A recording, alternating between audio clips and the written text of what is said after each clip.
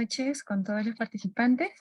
Continuando con el curso, procederé a presentar y darle la bienvenida al abogado Humberto Balbuena, quien va a exponer el tema gobernanza ambiental.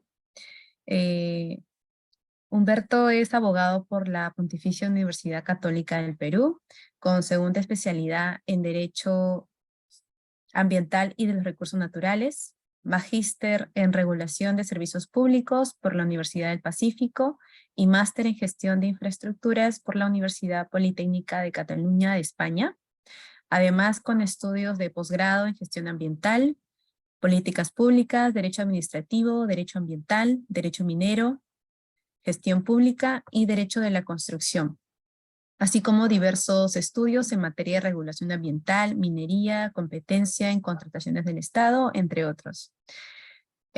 Cuenta con más de 10 años de experiencia profesional en la dirección y conducción de diversas oficinas, gestión de personal, elaboración de informes legales, proyectos normativos, opiniones jurídicas, absolución de consultas legales, entre otros.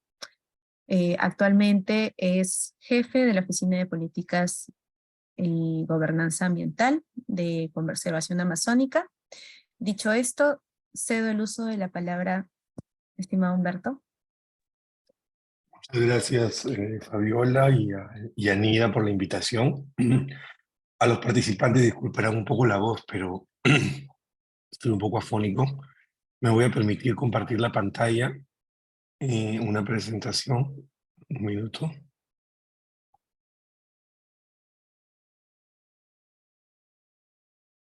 A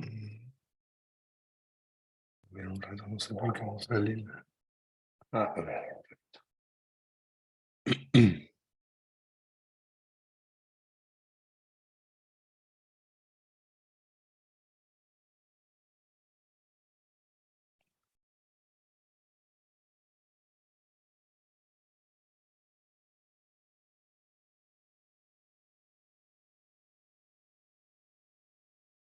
¿Me confirman, por favor, que se ve? Sí, perfecto. Bueno, buenas noches con todos y con todas. Efectivamente, agradecer a Nida por la invitación. Me ha tocado el día de hoy exponer sobre gobernanza ambiental. Y gobernanza es un término muy escuchado, pero que congrega o que consolida una serie de acciones y de actores y de escenarios que vamos a ver a continuación, ¿no? La gobernanza ambiental es muy amplia, sin embargo vamos a circunscribirla precisamente a la parte de la acción estatal y también a algunos actores vinculados, ¿no? Pero hay que tener en cuenta primero algunos conceptos previos, ¿no? Como por ejemplo, es importante tener en cuenta el supremo derecho que se tiene en la Constitución, como es el derecho de toda persona que tiene a gozar de un ambiente equilibrado, sano, adecuado para el desarrollo de su vida. A ver, aquí encontramos que el derecho a vivir en un ambiente sano y adecuado es un derecho colectivo y es un derecho que está recogido en la Constitución y en algunos ordenamientos es considerado también un derecho humano. Y al ser un derecho colectivo no es que exista un titular sobre el mismo, sino que todos somos titulares. Eso hay que tenerlo en cuenta. La Constitución también nos habla de los recursos naturales y nos habla de los recursos naturales específicamente como el patrimonio de la nación, ¿no? Pertenecen a la nación. Sin embargo, muchos de estos recursos naturales que se encuentran en el subsuelo, en la parte superficial, hay propietarios privados y también hay pueblos, comunidades y pueblos indígenas, ¿no? Y es por eso que en esa interacción, precisamente en el desarrollo ambiental, es que se requiere la participación tanto de estos actores como los propietarios o como las comunidades de pueblos indígenas y la interacción del Estado, así como de la empresa privada, ¿no? Hay que entender también que en ese proceso hablamos de otros conceptos ambientales, como es la biodiversidad, como es el desarrollo sostenible de la Amazonía, entre otros. En ese concepto, o para construir el concepto de gobernanza ambiental, hay que entender también un poco el proceso de cómo se viene regulando ello, y para regularlo se requiere precisamente un ordenamiento que se basa en lo que nosotros conocemos como el derecho ambiental, ¿no? Pero el derecho ambiental no solamente son normas, sino es una suma de normas de ambiente.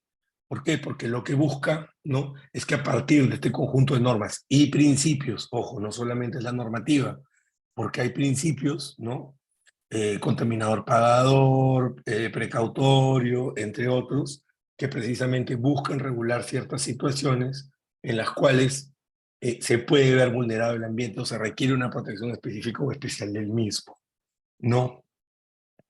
Y ahora un poco aterrizando en el proceso de gobernanza ambiental, no es que exista un término específico, en realidad hay algunos autores que, por ejemplo, nos dicen que la gobernanza ambiental es la interdependencia o asociación entre los actores gubernamentales, es decir, del Estado, y los sociales. Y cuando hablamos de sociales hablamos de ciudadanía en general, la academia, hablamos también de las comunidades y pueblos indígenas, hablamos del empresariado, ¿no? Un poco para poderlo circunscribir en dos ámbitos, ¿no? El público y el privado.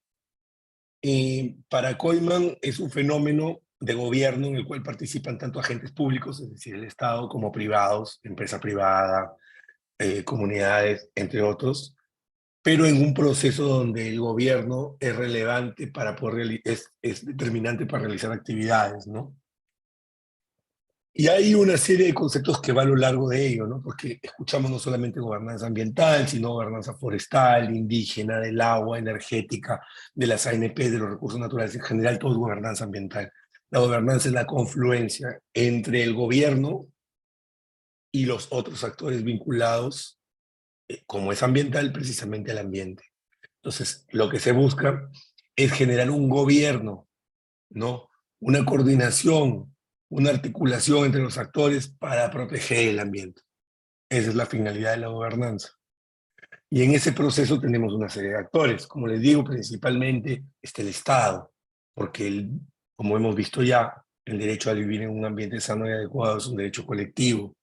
Y es por eso que el Estado debe ser el titular, o precisamente no el titular, porque el titular somos todos, sino el encargado, el garante de poder asegurar que hay una protección del mismo. Está la empresa privada, de un rol económico, y también la sociedad civil. Ahí tenemos a los ciudadanos en general, como nosotros que nos interesa el ambiente, la academia, los que somos profesores también, eh, los científicos, las comunidades y pueblos indígenas, los custodios forestales, los regentes, las consultoras, entre otros, ¿no? Y hay que entender también que en ese proceso hay que ver los diferentes actores, porque van a ver por intereses, por problemas percibidos, los recursos, quién es titular del derecho superficial, quién quiere explotar, va a depender de las diferentes circunstancias o situaciones que se den, ¿no? Si se trata de una actividad legal, no legal, formal o no formal, va a ser determinante para poder medir el impacto que se pueda generar en el ambiente, ¿sí? Hay que entender que en ese proceso, estos actores que toman decisiones respecto del ambiente van a tener un rol preponderante, ¿no?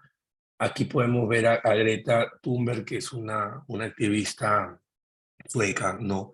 Que habla de cambio climático, entre otros, pero también tenemos hacia la derecha a Víctor Zambrano, que es una imagen y creo que es un defensor ambiental en Madre de Dios emblemático, que inspira a otros a defender sus territorios, ¿no? Creo que Víctor está dentro del concepto de defensor ambiental neto, porque representa una colectividad, porque está en peligro a partir de la defensa de los intereses que él tiene por proteger el ambiente y desarrolla activismo ambiental claramente, ¿no? Y bueno, otro de los actores también es el ministro del Ambiente, que vamos a ver luego que es el rector de toda la gestión ambiental en el Perú, entre otros. Pero van a haber diferentes tipos, como les digo, ¿no? Dependiendo del rol, dependiendo de lo que representan, ¿no? Como Víctor, por ejemplo, o los objetivos, ¿no? ¿Cuál es el objetivo precisamente del Ministerio del Ambiente? En la problemática, si hablamos de primarios, secundarios, directos o indirectos, Paso Las Bambas, por ejemplo, será la empresa minera, será la comunidad de Fuerabamba que está directamente relacionada, pero habrán otras comunidades en áreas de influencia indirecta que también puedan verse afectadas, porque de pronto pasa un río y este río se contamina de repente y de pronto también se afecta, ¿no? Y asimismo también a nivel político, porque van a haber aliados y colaboradores. Hemos sido testigos todos nosotros de los constantes proyectos que se han presentado, por ejemplo, para querer modificar la ley de áreas naturales protegidas o la ley forestal, ¿no? o en algunos casos hay incluso un proyecto de propuesta para poder modificar el alcance del SENACE con relación a la ANA y el CERNAN y hablar de una absorción, que yo creo que en ese caso es una absorción, pero respecto de la evaluación del impacto ambiental y no de las funciones propias que puede tener el SER, porque, por ejemplo, emite o otorga, por ejemplo, permisos diversos o tiene un rol sobre el recurso forestal diferente al proceso de evaluación de impacto ambiental, ¿no? Pero en ese rol también están pues, los congresistas en la parte política, ¿no? Luego hay que aterrizar un poco en gestión ambiental, y cuando hablamos de gestión ambiental, y esto es bien importante porque nosotros escuchamos, hay gestión ambiental, hay fiscalización ambiental, hay evaluación de impacto ambiental, hay certificación ambiental. ¿Cómo lo diferencio? Bueno, hay que entender que la gestión ambiental es todo, ¿no? La gestión ambiental consolida todo ese proceso, tanto la evaluación de impacto ambiental como la fiscalización ambiental, como el manejo ambiental, ¿sí? Todo está dentro del circunscrito dentro de la gestión ambiental. Obviamente que hay una gestión climática, hay un ordenamiento territorial ambiental, y eso ya está más vinculado a recursos naturales. Es por eso que nuestro Ministerio del Ambiente se divide en dos viceministerios, el de gestión ambiental, donde hablamos de calidad ambiental, normas ambientales, hablamos de educación ciudadanía ambiental, ¿no? Entonces, residuos sólidos. Y por el otro lado tenemos el otro viceministerio, que ya habla de política contra el cambio climático, ordenamiento territorial, ¿no? Biodiversidad. Entonces hay que tener en cuenta también ese proceso. Pero en gestión ambiental básicamente hablamos de evaluación de impacto ambiental, de fiscalización ambiental y de manejo ambiental. Entonces tenemos grandes normas en ese aspecto. Tenemos la Ley General del Ambiente, que es una de las normas base que hay del ordenamiento, pero también tenemos la Ley Marco del Sistema Nacional de Gestión Ambiental, y a partir de eso ya nace pues la ley del CINEFA, que es la ley de fiscalización ambiental, y la ley del CIA, ¿no? La ley del CIA sí tiene un reglamento, la ley del CINEFA no tiene porque no lo necesita, ¿sí? Recuerden que no todas las normas con rango de ley requieren reglamento, muchas de ellas basta por sí sola con la ley. Y en ese proceso hay que entender el Sistema Nacional de Gestión Ambiental, que es un poco el más extenso o el más grande, ¿no? Entonces lo que podemos identificar en ese proceso es,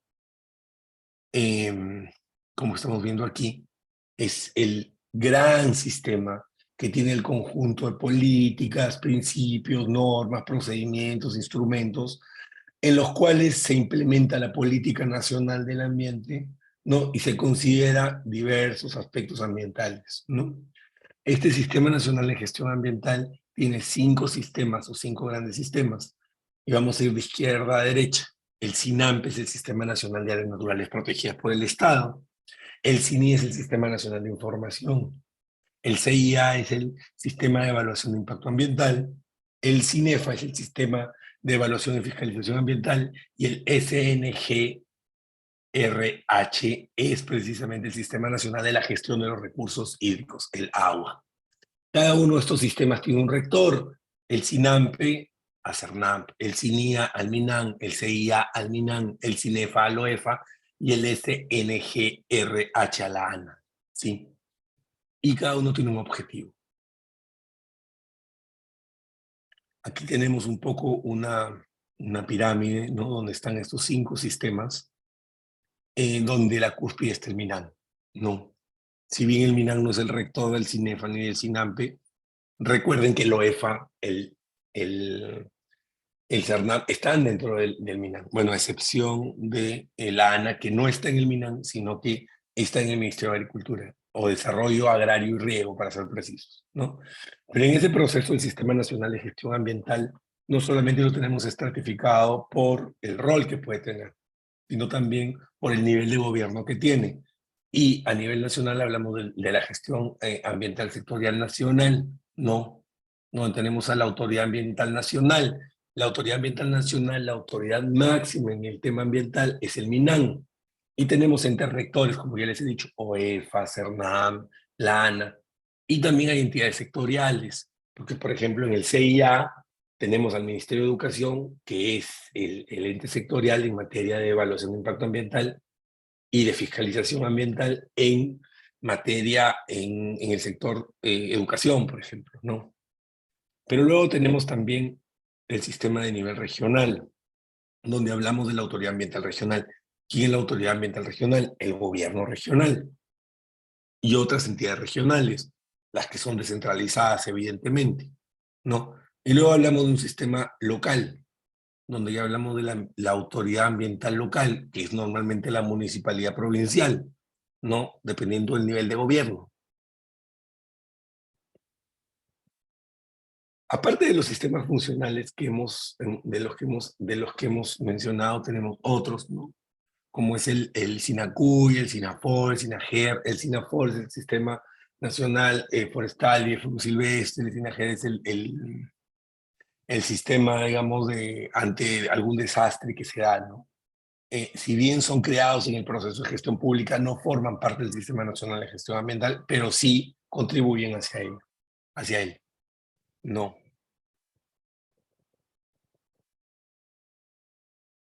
Bueno, hay un video del Sistema Nacional de Gestión Ambiental y luego seguramente les van a compartir las PPTs, ¿no? Vamos a seguir un poco con la exposición. Luego tenemos al gran rector, como dijimos, la Autoridad Ambiental Nacional, el MINAN, el Ministerio del Ambiente, ¿no?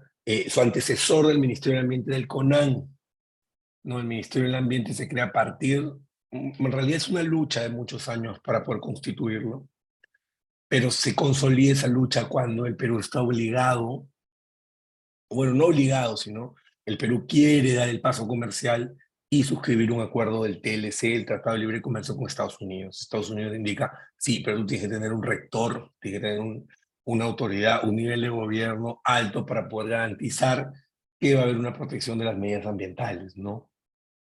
Entonces, eso es importante. Entonces, el MINAN es quien formula, dirige, coordina, planifica la política nacional del ambiente, ¿no? A todos los niveles de gobierno, porque la política nacional del ambiente se aplica a todo, ¿no?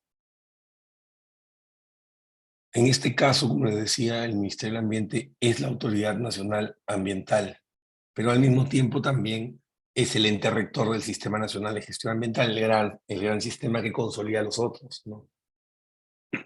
Aquí un poco el organigrama del MINAN está un poco pequeño, pero ya lo hemos conversado. El MINAN se divide en dos viceministerios, el de gestión ambiental y el de recursos naturales, ¿no?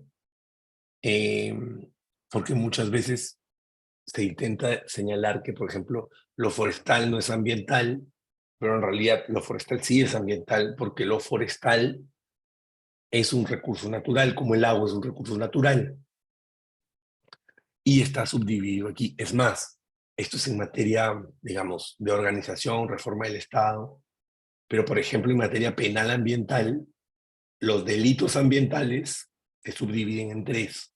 Los delitos de contaminación, los delitos contra los recursos naturales, que son los recursos naturales forestales, y el otorgamiento ilegal o ilegítimo de derechos, ¿no? Entonces, en el concepto ambiental está incluido el concepto forestal y de fauna silvestre. Como les decía, se complementan al SNGA tanto el CIA como el CINEFA. El CIA tiene el rector eh, específicamente al MINAN, pero la gran autoridad,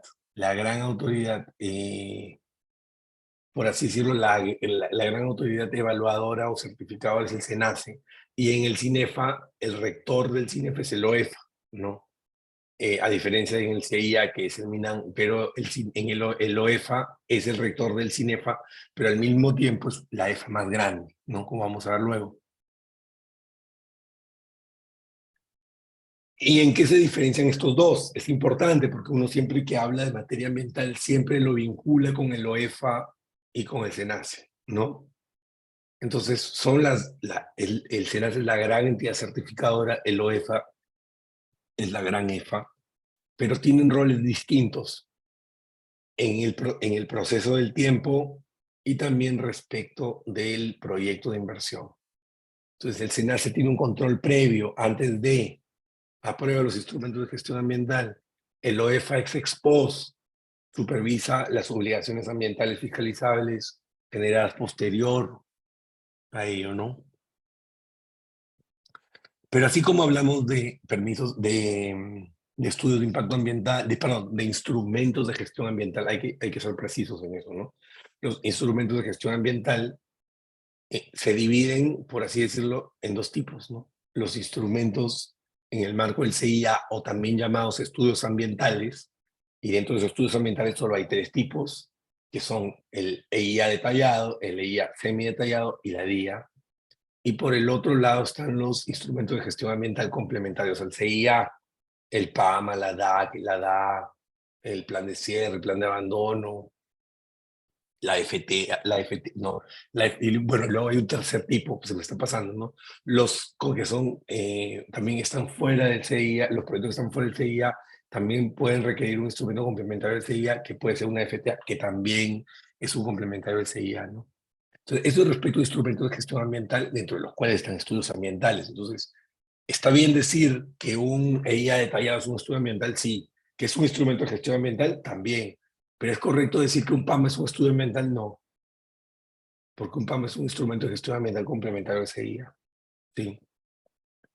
Así como hay instrumentos de gestión ambiental, también hay permisos ambientales. En el caso de la ANA, otorga autorizaciones, licencias, permisos para el uso de los recursos hídricos.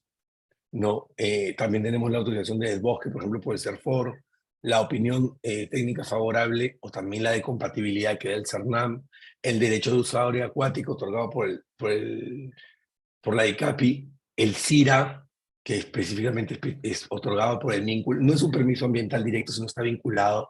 Igual el plan de contingencia aprobado por el OCINERMI está vinculado. Las autorizaciones otorgadas por DIGESA están vinculadas. La consulta previa y la participación ciudadana, por supuesto, la participación ciudadana en el proceso de evaluación de impacto ambiental, pero la consulta previa respecto también de la evaluación previa a desarrollar un estudio, un proyecto de inversión, e incluso proyecto que aún no ha sido diseñado, ¿no? Hay que tener en cuenta una cosa, y por favor hay que ser claros, que tengas un instrumento de gestión ambiental, y ya se me detallado, día, etc., o que tengas un permiso ambiental, no significa que eso te habilite a desarrollar la actividad. Es decir, tú puedes tener tu EIA y puedes tener tu licencia de agua, pero eso no significa que tú puedas desarrollar minería, por ejemplo, porque en el caso minero, después de los permisos ambientales, se requiere el operacional, el inicio, reinicio de operaciones, que te lo otorga el Ministerio de Energía y Minas. Pues sin eso no puedes iniciar. Pero no podrías llegar a tu inicio o reinicio de obras si no tuvieras tu instrumento de gestión ambiental previo, ¿no? Entonces hay que tener en cuenta ese proceso, sí. Luego si aterrizamos y vamos ya hacia uno de los puntos fundamentales, que es la evaluación de impacto ambiental, y aquí quiero destacar algo importante. No sé si es mi percepción, no tengo una estadística ni nada, pero creo que la gran mayoría de nuevos especialistas que van o que ven temas ambientales se enfocan más en fiscalización ambiental o en temas climáticos que en temas de evaluación de impacto ambiental. Y en realidad es fundamental ver evaluación de impacto ambiental. ¿Por qué? Porque la evaluación de impacto ambiental está vinculada directamente al desarrollo de proyectos de inversión, ¿no? Y estos proyectos de inversión requieren tener un instrumento de gestión ambiental previo. Entonces, siempre se ha considerado el proceso de evaluación de impacto ambiental como que contrata a la consultora. Porque el sistema de evaluación de impacto ambiental te dice contrata una consultora acreditada. Entonces, yo les digo, y se los puedo decir por la experiencia que tengo en temas ambientales, no en un sector, sino en 11 sectores regulados, que las consultoras o no te entregan toda la información completa, o sí te la quieren entregar completa, pero no entienden el proyecto, y como el titular nunca se involucra, entonces finalmente terminan presentando estudios de impacto ambiental, donde, por ejemplo, se consigna una coordenada y un punto de medición de agua, por ejemplo, y cuando vas con el GPS a ver la coordenada, cuando ya tienes que presentar tu informe de cumplimiento, tú identificas que en esa coordenada no hay un cuerpo de agua, no hay una poza de agua, no hay una laguna de oxidación para poder medir agua, sino simplemente es un camino. El OEFA te dice, ¿por qué no has supervisado, fiscalizado ese punto? Y tú le dices, porque cuando yo voy a voy con el GPS, lo mido, y en ese punto no puedo medir nada porque no hay agua, no puedo hacer un análisis de agua porque no hay agua. Y la EFA te dice, debiste cambiar de instrumento, así que te multo, ¿no? O, por ejemplo, hay estudios de impacto ambiental o instrumentos de gestión ambiental que se desconsigna, por ejemplo, algo que me pareció una barbaridad, es que hay algunos casos en los cuales se consigna el monitoreo diario, por ejemplo, ¿no? De agua de mar, en algunos casos de termoeléctricas, por ejemplo. Entonces, ahí hay un error, ¿no? Diario es una locura, es carísimo. Tendría que ser con menor impacto. No es que va a haber una diferencia entre un día y otro. Evidentemente, si hay una desviación, hay que hacerlo diario hasta de identificar en qué momento culmina la desviación. Pero si no, no tendría por qué haberlo, ¿no? Entonces, eso hay que tenerlo en cuenta. Y, por ejemplo, a veces se consignan 2 monitoreos al año, cuando si el titular hubiera tenido interés y hubiera revisado el instrumento que elabora la consultora o el proyecto de estudio ambiental que elabora la consultora, se hubiera podido percatar y hubiera dicho, oye, no, hacer dos es demasiado, hay que hacer uno. Y es más, mi planta funciona en temporada alta 1 vez al año, entonces el resto del tiempo está parada. ¿Para qué quieres realizar 2 monitoreos al año? No tiene sentido. Pero es por eso que es importante interiorizar la evaluación de impacto ambiental. Y en ese proceso, el ente rector del CIA, del Sistema de Evaluación Nacional de Evaluación de Impacto Ambiental, es el MINAM. La gran entidad certificadora es el SENACE, es cierto, pero no es la única. Energía y Minas, la Dirección General de Asuntos Ambientales Mineros, o la Dirección General de Asuntos Ambientales Energéticos, o la Dirección General de Asuntos Ambientales en Hidrocarburos, evalúan y aprueban instrumentos de gestión ambiental, estudios ambientales de minería, hidrocarburos y electricidad. Obviamente que no los detallados, porque los detallados han sido trasladados al SENACE, pero sí los semidetallados y las vías, o algún plan de cierre o abandono, ¿no? Pero también hay una descentralización, también hay algunos gobiernos regionales, que también son entidades de evaluación de impacto ambiental. Aparte de eso, tenemos los opinantes técnicos, que suele ser la ANA y el CERNAM, a veces también la DICAPI. Están la CEFA, las consultoras, los titulares del proyecto y la sociedad civil, en el proceso del CIA, ¿no?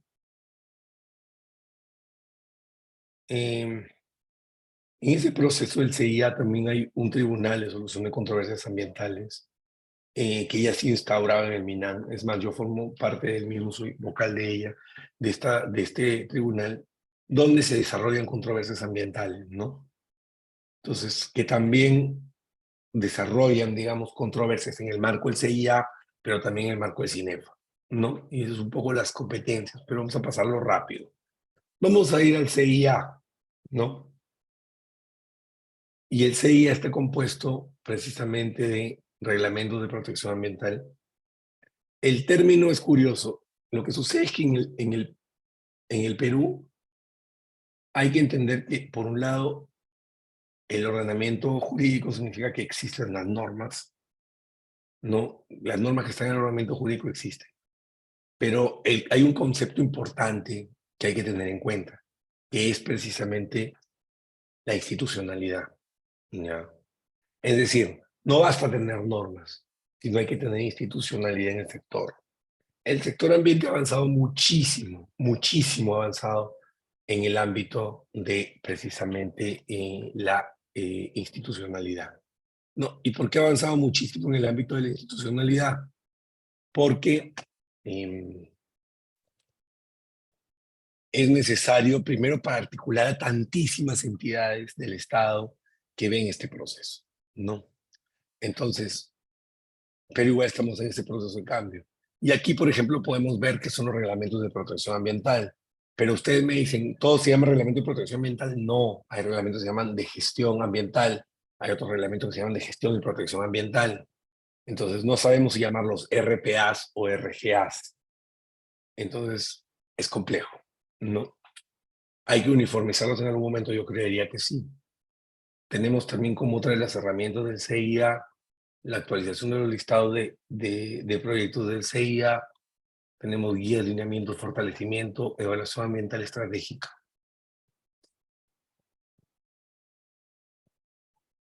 Pero hay que tener en cuenta, perdón, que es el CIA. Primero es un sistema único, coordinado, donde se identifica, previene y corrige, ¿no? De manera anticipada los impactos ambientales negativos. Es decir, tú sabes que vas a desarrollar un proyecto de inversión público, privado, mixto, y sabes que para desarrollar ese proyecto tú tienes que desarrollar dos etapas, ¿no? La constructiva y la de ejecución. E incluso una tercera si hablas de un cierre, pero normalmente los proyectos no se piensan con que tengan un cierre porque se asume que funcionan a perpetuidad. Sin embargo, sí se debe contemplar el componente cierre porque es una posibilidad siempre. Y como tú evalúas impactos ambientales va a haber al cierre. Así que hay que tenerlo en cuenta, ¿no? Entonces, en ese proceso del CIA, ¿no? Tenemos que los otros sistemas funcionales alimentan al CIA, ¿no? Por ejemplo, el CINIE le da información. ¿Por qué? Porque cuando un proyecto de inversión tiene que hacer una línea base, muchas veces existen líneas bases ya en la zona. Por ejemplo, si hay una minera que ingresa a desarrollar alguna actividad, pero quiere desarrollar su línea base, no es que la tienen que hacer desde cero, porque si existen otras mineras en la zona y hay una línea base, puede usarla. A partir de eso es que accede al CINIA. Cuando se requiere opinión técnica favorable o no favorable respecto a recursos hídricos, lo pide la ANA. Cuando hay un proceso de supervisión o fiscalización ambiental en el proceso posterior a la aprobación del instrumento, por supuesto, pero puede haber una retroalimentación, sí, porque puede identificar el OEFA que en un proceso o en una supervisión ambiental identifica que hay una desviación o que el instrumento está mal, como por ejemplo, como hemos visto que los puntos de medición de agua están en una zona donde no hay agua, entonces sí puede recomendar el OEFA que se modifique ese instrumento, ¿no? Y bueno, respecto del SINAMPE, tenemos también el tema de la opinión técnica de si hay alguna vinculante, de si hay alguna afectación a la ANP, ¿no? Hay que tener en cuenta que el CIA comprende dos cosas, ¿no? El proyecto de inversión y el ambiente. Queremos desarrollar el proyecto de inversión, pero también tenemos que sumar el componente ambiente. Entonces, cuando yo tengo un proyecto de inversión en un hábitat, en un ambiente no antropizado, es decir, no generado por la acción del hombre, no afectado por la acción del hombre, va a haber un impacto ambiental. ¿Que haya un impacto ambiental es malo o impide el proyecto de inversión? No. Lo que tienes que hacer a partir de ese impacto ambiental es prevenirlo, mitigarlo, rehabilitarlo, compensarlo si es que no es posible, mitigarlo. No. Y todas estas medidas forman parte de la estrategia de manejo ambiental. Dentro de la estrategia de manejo ambiental está el plan de monitoreo, el plan de contingencias, entre otros. Y todo esto forma parte del instrumento de gestión ambiental.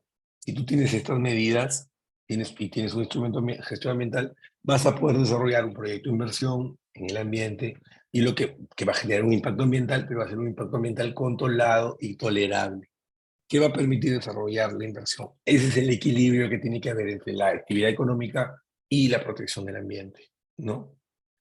Hay que entender que en ese proceso de evaluación de impacto ambiental se ven proyectos, pero la idea es que los programas, planes y políticas se vean en un nivel más macro, ¿no? A partir de una estrategia, que es la evaluación ambiental estratégica, ¿no? La EAE, que hasta ahora estamos a la espera. Pero ¿quiénes forman parte del CIA? Bueno, está el MINAN, está el SENACE, están las autoridades competentes sectoriales, gobierno regional, gobiernos locales, las autoridades fiscalizadoras o supervisoras. ¿Por qué lo diferencio? Porque hay algunas entidades que son fiscalizadores y otras que son supervisores, ¿no?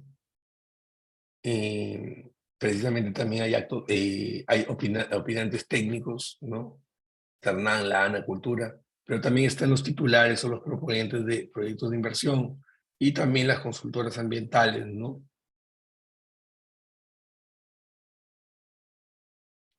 Hay un marco normativo en el CIA, está aparte de la Ley General del Ambiente, la Ley de Creación del MINAN, la misma ley del CIA, su reglamento, y también hay otras leyes como la 30327, que es la Ley de Promoción de las Inversiones para el Crecimiento Económico Sostenible, que precisamente lo que buscan es complementar la ley del CIA.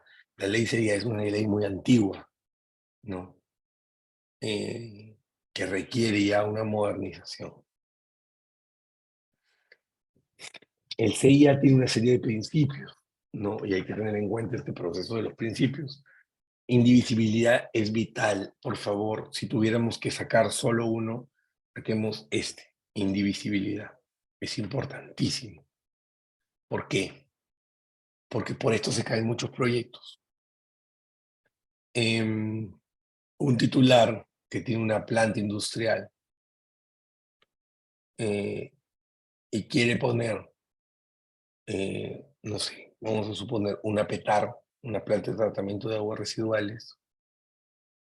Por concepto, si la industria, si la fábrica, la fábrica está, perdón, en el nivel de industria o en el sector de industria, y la PETAR, si bien, si estuviera sola, estaría solo en saneamiento, en vivienda y saneamiento, deberían tener dos entidades competentes. Sin embargo, como los dos forman parte de un mismo proyecto, que no pueden funcionar de manera independiente y que en realidad son lo mismo, no se pueden dividir y son indivisibles. Y por ese principio de indivisibilidad en materia de evaluación de impacto ambiental, lo que sucede es que, en este caso, en el cual es una industria que quiere poner una PETAR, ahí ¿cuál es el sector que prima?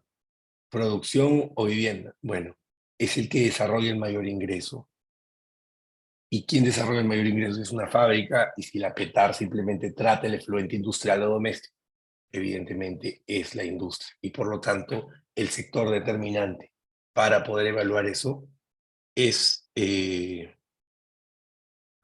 ¿cómo se llama? El sector industria, ¿no? Entonces, hay que tener en cuenta que el sector industria tendrá que evaluar los impactos ambientales que puede generar esta PETAR, esta planta de tratamiento, que genera o que podría estar, digamos, si estuviera sola en el sector vivienda y saneamiento.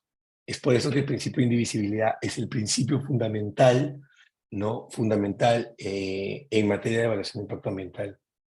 Y pasa mucho que hay muchos titulares, por ejemplo, que tienen no sé, eh, una actividad industrial, campos de sembrío, y que quieren poner una central de transmisión eléctrica y te dicen, la central de transmisión eléctrica es electricidad. Y esa electricidad está en el ámbito de energía y minas, y la industria está en el ámbito de agricultura. Entonces, yo quiero mi día para la central de transmisión, y yo ya tengo mi instrumento, mi día, mi IS, mi detallado, mi DAC para mi campo agroindustrial. Pero no es así, porque como forman parte de lo mismo, son indivisibles. Y por lo tanto, el sector que tendría que evaluarlo, en este caso sería agricultura, y agricultura va a tener que evaluar eso. Es lo mismo cuando han visto que las empresas mineras tienen petales o tienen centrales, hidroeléctricas incluso, porque están vinculados directamente a su actividad, ¿sí? Y luego tenemos otros, ¿no? Como es la participación, la complementariedad, la responsabilidad compartida, que es súper importante, porque en el proceso de responsabilidad compartida no solamente está el Estado, está los inversionistas, pero también está la población en general, ¿no? Y tenemos el de eficacia y el de eficiencia, que tienen otro rol, ¿no? Luego hay que identificar qué es un impacto ambiental, que hemos hablado del proceso de cómo mitigarlo y cómo tenerlo. Pero el impacto ambiental es fundamental. ¿Por qué? Porque el impacto ambiental puede ser positivo como negativo, ¿no? Porque lo que se puede decir es, por ejemplo, yo estoy desarrollando mi actividad industrial, empleando, por ejemplo, diésel, petróleo, y de pronto pues quiero cambiar mi matriz energética y quiero usar gas o quiero usar una energía renovable. Y lo que viene a pasar es, claro, en principio yo digo, entre el gas y el diésel, el que genera menor contaminación es el gas. Entonces, si voy a generar un impacto positivo, ¿por qué tendría que modificar mi instrumento? Bueno, sí lo tienes que modificar, porque precisamente el instrumento está aprobado con la lógica de un funcionamiento, con medidas de manejo que no trabajan de manera aislada, sino como un conjunto. Es por eso que incluso cuando hay un impacto positivo, hay que recogerlo en el instrumento de gestión ambiental, ¿no? Por eso el impacto ambiental debe ser o está regulado en la evaluación de impacto ambiental. Y luego hablamos, pues, de cuáles son los tipos de impacto ambiental, ¿no? Y en realidad, en materia de evaluación de impacto ambiental, el que más o el más relevante, por así decirlo, es el significativo o el relevante, ¿no? El que genera alteraciones al ecosistema y a la salud, o la vida y salud de las personas. Pero tenemos uno que no ha sido, o no es recogido, o no es considerado frecuentemente como es el acumulativo, ¿no? Que básicamente trata de las actividades anteriores o de la interacción con otras empresas. Es decir, a ver, doy un ejemplo. Ustedes han visto que muchas veces se dice que las antenas de comunicaciones afectan o pueden afectar la salud o vida o salud de las personas, ¿no? En realidad ese es un mito, porque incluso ustedes estando en una antena, ni siquiera una antena llega al 5% del límite permitido. Por ejemplo, la afectación que puede darse a la vida o salud de las personas respecto de una antena de comunicaciones se mide a través de radiaciones no ionizantes y hay límites máximos permisibles para radiaciones no ionizantes. Pero cualquier antena solita, ¿sí? No llega ni siquiera al 5 o 10% del límite de la radiación no ionizante, ¿no? Del LMP para radiaciones no ionizantes. Entonces es nada, es totalmente inocuo. Pero claro, ustedes dicen, entonces, ¿por qué ponen un LMP tan alto? Bueno, ponen un LMP tan alto, yo creo que primero habría que evaluar si es que el LMP es el correcto, y eso va a depender del Ministerio del Ambiente, y de que hagan una actualización en ese proceso, pero por otro lado también va a depender de, por ejemplo, si hablamos de un impacto acumulativo, ¿dónde es la zona de Lima donde hay una mayor cantidad de antenas? En el morro solar, ¿no es cierto? Y en el morro solar hay muchísimas antenas. En el morro solar, si ustedes hacen una medición de LMP para medir radiaciones no ionizantes, está cerca de llegar al límite. Algunas veces pasas un poquito. ¿Por qué? Porque hay un impacto acumulativo, ¿sí? Ahí es el ejemplo del impacto acumulativo. Y eso es relevante para tener en cuenta, ¿no? Luego hablamos de los instrumentos de gestión ambiental, que son precisamente los que recogen estas medidas de manejo en la estrategia de manejo por impactos ambientales, positivos o negativos, ¿sí? Estos instrumentos de gestión ambiental están la IA, que me ha detallado la DIA, entre otros. Y aquí podemos ver un poco, ¿no? Los preventivos, que son la DIA y la IA semi-detallado, el detallado, o más conocidos como estudios ambientales. Y luego tenemos también los de rehabilitación o adecuación, como es el PAMA, el plan de cierre, o los que son complementarios al CIA, ¿no? Hay varios tipos de clasificación de instrumentos de gestión ambiental, ¿no? Pero la palabra clave aquí es certificación ambiental. ¿Y por qué es clave? Porque se usa mal. ¿Y por qué se usa mal? Porque certificación ambiental no es todo, pues. Cuando tú apruebas un PAMA, no hay certificación ambiental. Cuando tú apruebas un plan de manejo, un plan de cierre, un plan de abandono, no hay certificación ambiental. Cuando tú apruebas, no sé, una DA, una DAC, tampoco lo hay. Tú certificas ambientalmente cuando el instrumento de gestión ambiental es previo a la actividad. Es decir, antes de que hayas construido, es decir, antes de que hayas hecho cualquier movimiento de tierras. Si tú has hecho un movimiento de tierras, ya no puedes otorgar certificación ambiental. Entonces, como hemos visto en la anterior lámina, los instrumentos de gestión ambiental que son preventivos, es decir, previos a, son la DIA, el EIA semi-detallado y detallado. Es decir, solo esos estudios ambientales se les puede otorgar certificación ambiental. Por eso, hay que usar el término correcto. Tienes certificación ambiental solo cuando tienes uno de estos tres instrumentos. Cuando tienes los otros, no. Sí. Por eso se nace la gran entidad certificadora.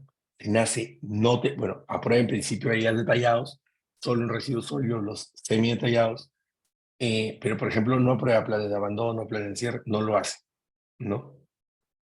Pero luego hay que categorizar también ese proceso, no solamente es decir le corresponde este instrumento o no, porque eso no basta, ¿no? Sino que hay diferentes niveles de impacto ambientales, que hablamos de leve, moderado, significativo. Entonces, hay que entender que hablamos de una DIA, hablamos de un EIA semi-detallado, detallado, ¿no? Y ese proceso es totalmente relevante para ello, ¿no? Entonces, cuando se trate de un impacto leve, ¿no? Cuando se trata de un impacto leve, entonces estamos hablando de que no se requiere un instrumento muy complejo. Y como se requiere un instrumento muy complejo, se puede usar una DIA, ¿no? Si luego tiene que ser un moderado, sería un EIA semi-detallado.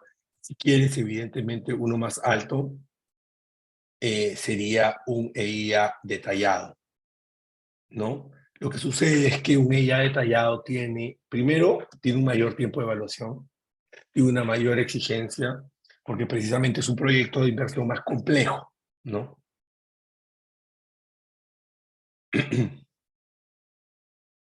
Bueno, acá, como les había comentado, hay algunos videos que no vamos a pasar por temas de tiempo, pero igual las PPTs se las van a poder compartir luego, ¿no? Y este es un video del SENACE donde clasifica los proyectos de inversión, ¿no? Pero aquí podemos ver un poquito el proceso de evaluación de impacto ambiental, ¿no?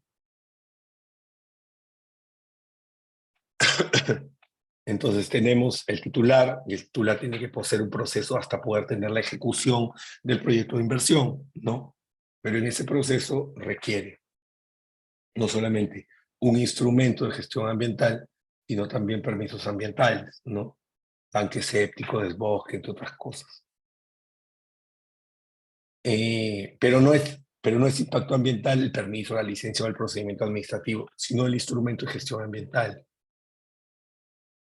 Hay que entender que la evaluación de impacto ambiental se desarrolla en tres niveles, por así decirlo, ¿no? O es la visión moderna de cómo se ve la evaluación de impacto ambiental. Previo a la presentación del estudio ambiental, durante la presentación y posterior a la presentación, ¿no? En una visión antigua solamente se consideraba la evaluación de impacto ambiental solo en la etapa de presentación y evaluación, ¿no? Entonces, el sector ambiente va cambiando, ¿no? Y esa es la idea, ¿no? Por ejemplo, en temas de calidad ambiental, no debería haber también una modernidad, y esperemos que esa mirada, ¿no? También a poder desarrollar LMPs o ECAs que sean consecuentes con la realidad, ¿no? No que se adecúen a las actividades que se requieren en determinados momentos, sino a la necesidad real del ambiente. Hay que tener en cuenta también que en ese proceso hay proyectos sujetos al CIA y proyectos no sujetos al CIA. ¿Y cómo determino cuáles están en el CIA? En principio, o la primera regla es identificar si existe una clasificación anticipada o no en ese proceso. Y si existe una clasificación anticipada, eso significaría que tú puedes identificar fácilmente dónde está tu proyecto. Pero si no hubiera clasificación anticipada, entonces tendrías que hacer la consulta al MINAN en un proceso que se llama consulta sobre exigibilidad de la certificación ambiental y determinación de la autoridad ambiental competente. ¿Sí?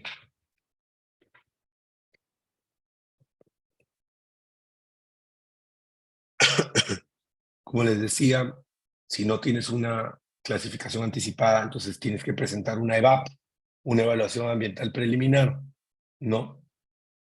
Y esa evaluación ambiental preliminar lo que hace es clasifica y te dice en qué nivel debe estar tu estudio ambiental.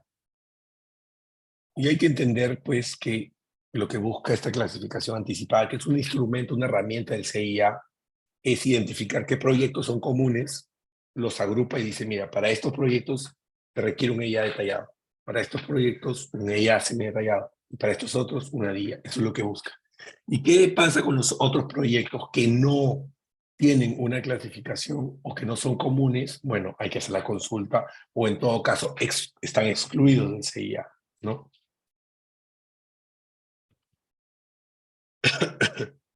Ahí está un poco el desarrollo del mismo que les decía, ¿no? Y tenemos, por ejemplo, producto de esta evaluación, que algunos serán detallados, otros semidetallados y otros una guía. Evidentemente, eso implica el mayor o menor nivel de complejidad del mismo y también de las medidas de manejo ambiental que se propongan para ello, ¿no? A ver, una vez que ya se tiene el instrumento de gestión ambiental, no va a pasar un proceso de evaluación de impacto ambiental. Si está clasificado, sabes qué instrumento de gestión ambiental vas a presentar. Si no está clasificado, tienes que presentar un EVAP, ¿no? hay que entender que el proyecto de inversión tiene que estar precisamente en el medio, tiene que ser un equilibrio. No podemos pretender que un proyecto de inversión tenga un impacto cero, un impacto nulo, ¿no? Siempre hay una potencialidad, hay que identificar ese punto medio, ¿no? Y en ese punto medio es donde se ponen medidas de prevención para poder mantenernos digamos, dentro de lo razonable respecto a los impactos. Si no se pueden mitigar, habrá que compensarse, ¿no?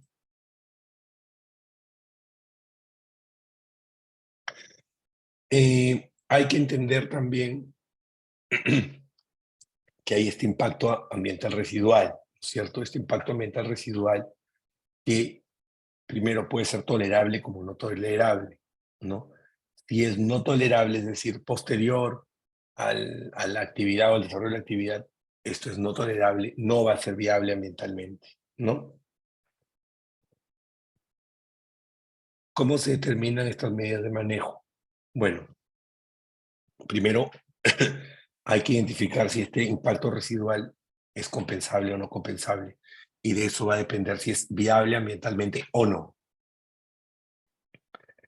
Si se determina que es viable ambientalmente, va a poder tener un instrumento de gestión ambiental y precisamente desarrollar la actividad. Si no, no. Por ejemplo, en el caso de Minas Conga, ¿no? En el caso de Minas Conga, en Cajamarca, para poder desarrollar ese gran proyecto de inversión de oro, se requiere desaguar las dos lagunas, destruirlas y hacer ahí el tajo abierto. Entonces, ¿es posible conservar esas lagunas? No, es imposible, ¿no? Entonces, al parecer, por un tema de licencia social también, es ambientalmente inviable. ¿Por qué? Por ejemplo, la empresa lo que proponía para el caso de Minas Conga era crear reservorios que iban a tener incluso el triple de capacidad de agua, que iban a dar mayor ventaja, pero ahí hay un tema que ya no solamente es de utilidad del agua, sino también del ecosistema en general. Y lo que no se quería era precisamente valorar esas lagunas, ¿no? O el ecosistema retirando esas lagunas. Entonces hay que entender que hay una serie de herramientas que se requieren para desarrollar la evaluación de impacto ambiental, sí. Por ejemplo, el listado del CIA de los proyectos de inversión para saber si tu proyecto requiere o no requiere instrumento, reglamento de protección o gestión ambiental, para tener reglas claras sobre tu sector, sobre las particularidades de tu sector. Y si no las tuvieras, tendrías que usar la ley y el reglamento del CIA. Al mismo tiempo, también tener clasificación anticipada, para no solo saber que tu proyecto está dentro del CIA, sino para saber qué instrumento de gestión ambiental le corresponde a tu proyecto, es decir, un EIA detallado, semi-detallado o una guía. Y si tienes términos de referencia, sería genial, porque lo que te permite no solamente saber qué tipo de instrumento de gestión ambiental te corresponde, sino cuál es la estructura que tiene que tener el instrumento de gestión ambiental que vas a poder aprobar, ¿no? Si no la tienes, vas a tener que recurrir a un EVAP. Un EVAP es una evaluación ambiental preliminar. ¿Qué es? Es un instrumento para decirle a la autoridad, oye, autoridad, dime qué instrumento requiero, ¿no? Un EIA detallado, semi-detallado, ¿no? Por eso es ideal tener clasificaciones anticipadas, de preferencia en todo. No, lo ideal es en todos los sectores, ¿no? Y tener reglamentos sectoriales. He tenido digamos, la oportunidad de poder participar de la elaboración de varios listados de inclusión del CIA de diferentes sectores, también reglamentos sectoriales, también en términos de referencia, y creo que debemos construir institucionalidad hacia eso, ¿no? Entonces, vamos a pasar rapidito ello y vamos a este punto. Línea base, y hablamos de la línea base, es como que es una fotografía del entorno, y cuando hablamos del entorno hablamos de todo el ecosistema antes del proyecto, es decir, cómo estaba la zona antes de que llegue el proyecto. Esa es tu línea base, tu línea de partida. La idea es que una vez que llegue el proyecto y tú tengas tu instrumento de gestión ambiental, teniendo en cuenta cuál era la línea base, es decir, qué pasa si en una zona donde va a llegar una minera el agua ya tenía arsénico o algún tipo de componente de metales pesados. Evidentemente, no es que esa contaminación se dé a partir de la llegada de la mina, sino que era anterior. Por eso es súper importante la línea base, porque es la foto del momento. La idea es que tengas la línea base, te desarrolla el proyecto de inversión, y una vez que se termine el proyecto de inversión y sale el proyecto de inversión, las medidas de cierre de ello tienen que permitir volver al estado inicial antes de su afectación o en la medida de lo posible. Por eso la línea base es fundamental para una evaluación de impacto ambiental, porque parte de tener una fotografía del momento para poder restituir el ambiente a su etapa inicial, ¿no? Entonces, ese proceso de la línea base tiene que ver con inventario, descripción de área y también una serie de variables que te van a decir cómo estaba el ambiente antes de. Y ahí hablamos pues del medio físico, el medio biológico y el medio social para la línea base, porque es como se tiene que evaluar. Tenemos también en las PPTs un video de la línea base que no nos vamos a permitir poner, pero que van a poder estar a su disposición en las PPTs. Bueno, tenemos el proceso de evaluación, tenemos la opinión técnica, que si es que está en un área natural protegida, será el CERNAN que opine. Si hay un cuerpo de agua cercano, será la ANA. Si hay afectación al recurso forestal, será CERFOR, y así. Tenemos aquí el listado de proyectos de inversión de sujetos al CIA. Está actualizado hasta el año 2023, así que estoy seguro que les será de mucha ayuda esta PPT. Está actualizado con los últimos que han salido, que han sido los de residuos sólidos, poco antes lo de educación, cultura y justicia, ¿no? Pero que se vienen modificando sistemáticamente, ¿no? Miren, la resolución ministerial original es la del 2011 y hemos migrado en una serie de modificaciones posteriores, ¿no? Hay que tener en cuenta también algo importante. La evaluación de impacto ambiental no solo está dirigida a minería, hidrocarburos, electricidad, industria y pesca. Hay más sectores. Aquí podemos ver los múltiples sectores que hay. Turismo, salud, comunicaciones, defensa, vivienda, pesca, acuicultura, transporte. Y este es un cuadrito, ¿no? Este es un cuadrito que un cuadrito que nos permite identificar cuáles son los reglamentos, cuáles tienen reglamento sectorial, cuáles tienen listado del CIA, cuáles tienen términos de referencia, y es como una especie de semáforo, ¿no? Para que puedan identificar ese proceso.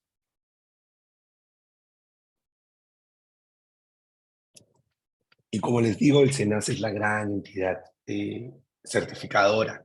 Certificadora, ojo. Está adscrita al Ministerio del Ambiente, tiene de los sectores más importantes, ¿no? Y lo que hace es precisamente evaluar la viabilidad ambiental de los proyectos de inversión más complejos. ¿Y por qué los más complejos? No porque se los quisieron dar a SENACE, sino porque como tiene el nivel de evaluar estudios de impacto ambiental detallados e IA detallados, solo los EIA detallados corresponden a los grandes proyectos, a los más complejos, porque tienen podrían tener un mayor potencial impacto ambiental, positivo o negativo. Igual en las PPTs van a poder encontrar un video de qué es el SENACE y sus funciones para que la puedan ver con mayor detalle también. Pero hay que entender pues, que el SENACE tiene tres funciones básicas, ¿no? Evaluar EIA detallado y modificaciones, y en el caso de residuos, EIA semidetallados. Administrar el registro de consultoras ambientales y también ser la plataforma ventanilla única para la certificación ambiental, ¿no?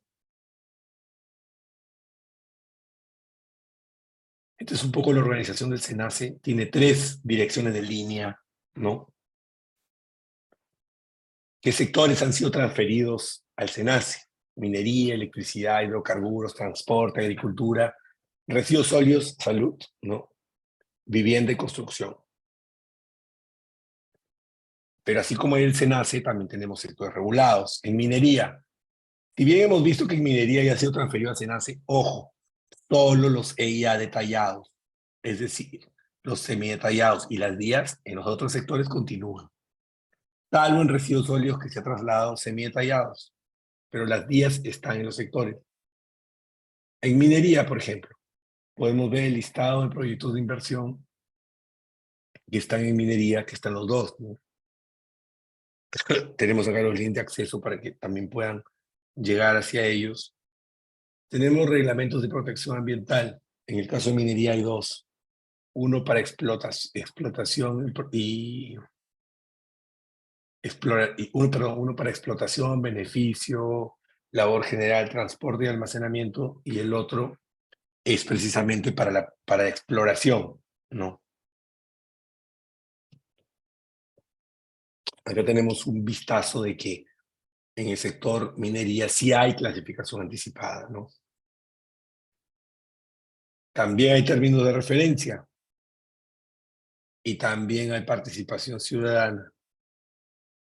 Entonces, el sector minería, que en realidad es la gran actividad económica del país, es el sector que ambientalmente tiene mayor normativa. En el caso de hidrocarburos es similar, hay un listado del CIA, no. Hay un reglamento de protección y gestión ambiental que ha sido cambiado sistemáticamente. La última modificación fue en el 2018, perdón, 2021. Tiene clasificación anticipada, por supuesto. Estamos viendo ahí, pasando rápidamente, pero es clasificación anticipada. Como ven, miren la clasificación anticipada, te dicen, ¿no? Establecimiento de venta al público de hidrocarburos, grifos, combustibles líquidos, diésel, día, uy, perdón, GNB, GLP, día a día. Pero, por ejemplo, si quiero desarrollar, voy a ver, ¿dónde sale uno completo? Acá. Transporte por ductos de hidrocarburo, ya detallado. También hay términos de referencia y también hay participación ciudadana.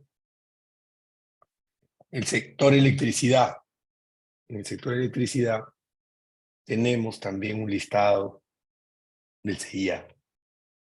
Tenemos reglamento de protección ambiental, sí, de hace 4 años, pero créanme, el anterior era el 96, es una barbaridad. Era súper antiguo, ¿no? Y también tenemos clasificación anticipada, ¿no? Y esa clasificación anticipada precisamente lo que te permite es identificar el tipo de instrumento que requieres. Por ejemplo, miren, central hidroeléctrica, ¿no? Sin estructura de regulación, puede ser detallado si la potencia es mayor a 20, ¿no? Pero si está ubicada en zonas de tipo B, puede ser semidetallado y ahí es como varía, ¿no?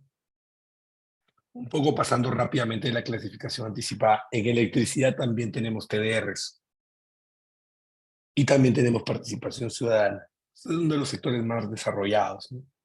En transporte tenemos también listado de CIA y tenemos reglamento de protección ambiental. Tenemos clasificación anticipada. Véase, si vamos a pavimentar avenidas principales en zonas urbanas es una DIA, pero si quiero construir aeropuertos es un EIA detallado. Si quiero construir terminales de buses es un semidetallado. Y también en transporte hay precisamente términos de referencia. Sí. La participación ciudadana también está presente. El sector de industria y comercio interno. No tenemos un listado del CIA, reglamento de protección ambiental, aprobado hace poco. Clasificación anticipada. TDRs, participación ciudadana, aprobado el año pasado el reglamento. Pesca y acuicultura, listado de CIA también. Reglamento de protección ambiental. Clasificación anticipada. Miren cómo se clasifican los proyectos. Participación ciudadana también. Vivienda, urbanismo, construcción y saneamiento. Tenemos múltiples listados. ¿Y los listados por qué van variando? Los listados varían porque, por ejemplo, en el caso de construcción, estos multifamiliares antes requerían instrumentos de gestión ambiental, ahora no. Y son retirados, modificados o adheridos nuevos proyectos dentro de los listados del CIA, ¿no? Hay reglamento de protección ambiental. clasificación anticipada y términos de referencia también. Agricultura y riego. Tenemos pues también listado el CIA, reglamento sectorial, pero muy antiguo, ¿no? Hay que cambiarlo. Es más, este proyecto, un nuevo reglamento, esperemos que sea este año. Una clasificación anticipada también antigua. Y participación ciudadana. En salud y ambiente, residuos sólidos, tenemos listados, tenemos clasificación anticipada. En el sector turismo tenemos un listado, pero también hay un reglamento, ¿no? En comunicación es lo mismo, tenemos un listado, hay un reglamento que ha sido prepublicado, aún no publicado. Sector de educación no es lo mismo. Y bueno, tenemos también el proceso de participación ciudadana, que también tienen un video que van a poder verlo en las PPTs. Quiero hablarles rápidamente de qué es el integraambiente. Y el integraambiente es un proceso importante, porque es la modernidad, la innovación de la certificación ambiental. Es decir, busca que el SENACE, la gran entidad certificadora, coordine o trabaje de manera conjunta con las otras entidades que otorgan permisos ambientales o permisos operacionales, ¿no? Entonces, en un mismo proceso de evaluación tienes todo. O sea, cuando te aprueban tu EIA, te aprueban tu autorización de agua, tu desbosque, entre otras cosas, ¿no? Aquí también hay un video de integramiento, pero básicamente es eso, ¿no? Es un ensayo de la modernidad y cómo sería la evaluación de impacto ambiental en ese sentido. Pero tenemos también opinantes técnicos, ¿no? Como son el CERNAMP y la DICAPI, ¿no? La ANA. Las consultoras ambientales, pasando rapidito a ellas. SENACE las tiene o tienen registro de las mismas. Las consultoras ambientales son básicamente las entidades encargadas de poder elaborar los instrumentos de gestión ambiental, ¿no? Tienen una serie de profesionales dentro de su staff que permiten eso, ¿no? Entonces, eso es importante. Tiene un equipo mínimo que va a depender del sector. Y luego pasemos rápidamente, porque nos queda poco tiempo ya, 18 minutos, 20 minutos para poder culminar. A ver otra parte de la gobernanza ambiental, que es la evaluación y fiscalización ambiental, ¿no? El famoso CINEFA, el OEF. Ya habíamos hablado de la parte de certificación y fiscalización ambiental ex ante, ex post, control previo, control posterior. Aquí tengo un ejemplo, por ejemplo, de cuando cuando operan las entidades en el caso de la certificación ambiental y de la fiscalización ambiental, ¿no? En el caso de la certificación ambiental, si es mediana y gran minería, es el Ministerio de Energía y Minas o el SENACE, dependiendo del nivel del instrumento. Si fuera pequeño productor minero, es el gobierno regional. En el caso de fiscalización ambiental, en mediana y gran minería, siempre es el OEFA. Y en el caso de gobiernos, pequeña minería y minería artesanal, es el gobierno regional. ¿Pero qué es el CINEFA? El CINEFA precisamente es el sistema funcional creado por la ley 29325, ¿no? Que nos ayuda o que orienta la acción del Estado hacia la protección o del ambiente a través de la verificación del cumplimiento de las obligaciones ambientales fiscalizables. El CINEFA precisamente es ese sistema, ¿no? De conjuntos, principios que busca asegurar el cumplimiento de estas obligaciones ambientales fiscalizables. ¿Quiénes lo conforman? El Ministerio del Ambiente, el OEFA, que es el ente rector, y las EFAS. Hemos escuchado hablar múltiples veces de EFAS. EFAS son entidades de fiscalización ambiental. Estas entidades de fiscalización ambiental precisamente tienen en su sector el rol de verificar el cumplimiento de las obligaciones ambientales, en caso que no haya sido transferido al OEF, obviamente. En ese proceso de fiscalización ambiental identificamos 4 procesos, ¿no? La evaluación en el marco de fiscalización ambiental, la supervisión, la fiscalización y sanción, que es donde te ponen la multa, y la aplicación de incentivos. Básicamente todo es fiscalización ambiental en sentido amplio. Y luego cuando hablamos de un tema importante, porque una visión antigua de la fiscalización ambiental era pensar que el titular está obligado y que el Estado está obligado a solo exigir el cumplimiento de los instrumentos de gestión ambiental, lo cual es incorrecto, porque no solo son los instrumentos de gestión ambiental, es la normativa ambiental, hay normativa transsectorial. Así que es importante, por ejemplo, en materia de recursos de residuos sólidos, aplica en general. Por eso hablamos de normativa ambiental, ¿sí? Los instrumentos de gestión ambiental que tienen obligaciones, pero también hay otras obligaciones planteadas por el OEFA. El OEFA es la gran EFA. Está adscrito al Ministerio del Ambiente. Es el ente rector del CINEP, ¿no? Tiene las actividades más importantes en cuanto al económico del país, ¿no? Pero también tiene un equipo bastante robusto el OEFA, ¿no? Un poco la estructura del OEFA. Hay un video de la función de evaluación que no es muy relevante a efectos, pero del OEFA hay que hablar de su rectoría en el CINEFA. Tiene 2 roles, ¿no? La función normativa, es decir, aprobar normas para que las demás EFAs puedan guiarse estas normas, y también la función de supervisora de EFAs, es decir, de supervisar cómo está el cumplimiento de las obligaciones ambientales fiscalizables que tienen a su cargo las entidades. Cuando hablamos de entidades, dígase ministerios, dígase OPDs o dígase gobiernos regionales o locales, ¿no? Entonces tenemos EFAs de 3 niveles de gobierno: nacional, regional y local. Aquí hay un poco la facultad de las EFAs, ¿no? Pero básicamente es realizar supervisiones, imputar hallazgos, imputar presuntos infracciones, ¿no? Igual acá también una fotografía de la función. Quiero dejar algunos conceptos básicos, ya que vamos a ir cerrando.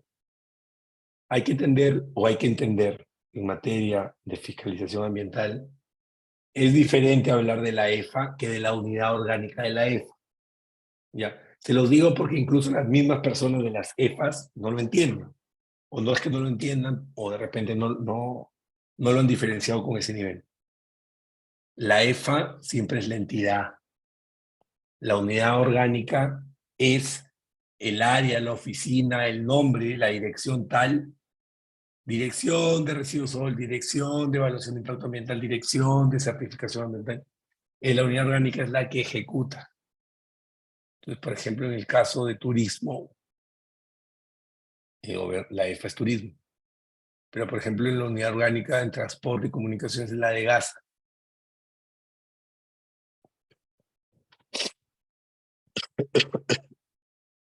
Como les decía, hay que identificar que en el proceso de fiscalización ambiental también hablamos de una evaluación, pero tiene que estar vinculado directamente a identificar la posible contingencia que puede estar generando un titular.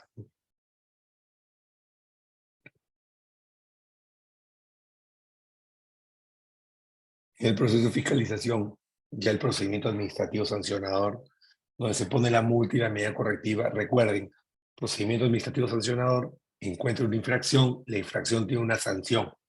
La sanción se divide o se podría dividir en multa y en medida correctiva.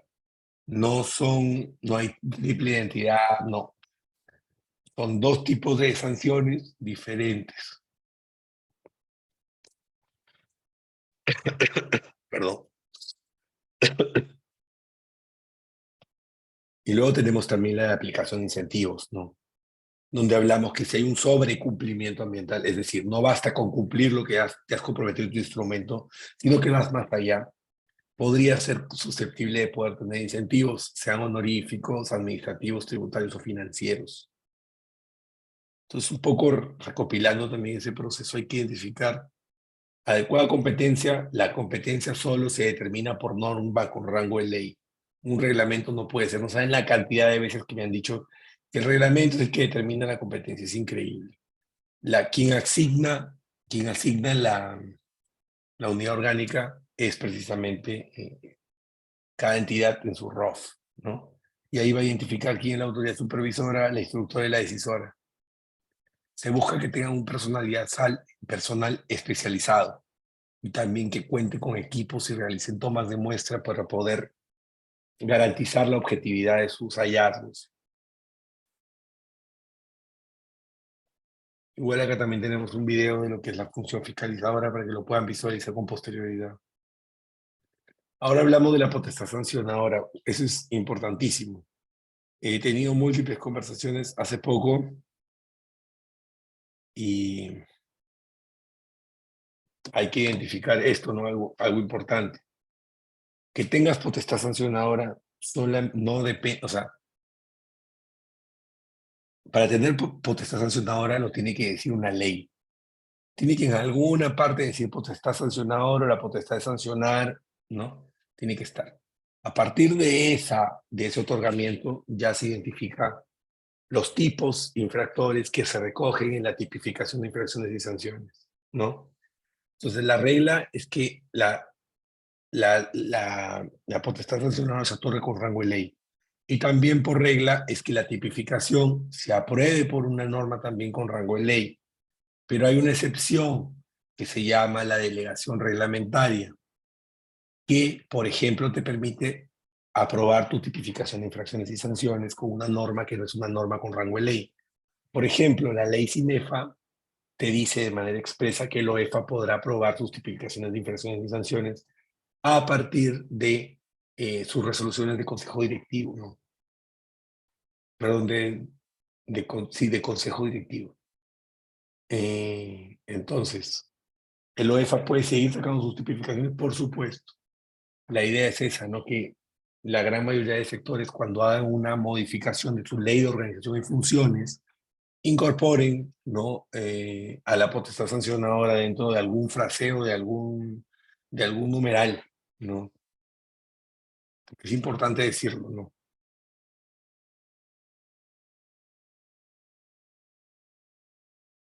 Si tú dices que la ley de organización y funciones es potestad sancionadora, no. La ley de organización y funciones del Ministerio de Vivienda te dice que tiene potestad sancionadora, sí. El decreto legislativo, que es una norma con rango de ley, te delega a tipificar por una reglamentaria, genial. Vivienda está perfecto. Instrumentos de gestión ambiental, ¿no? Bueno, esta era la visión anterior, cuando tenías un informe de supervisión Yumita, y después de esto la autoridad supervisora recién imputada.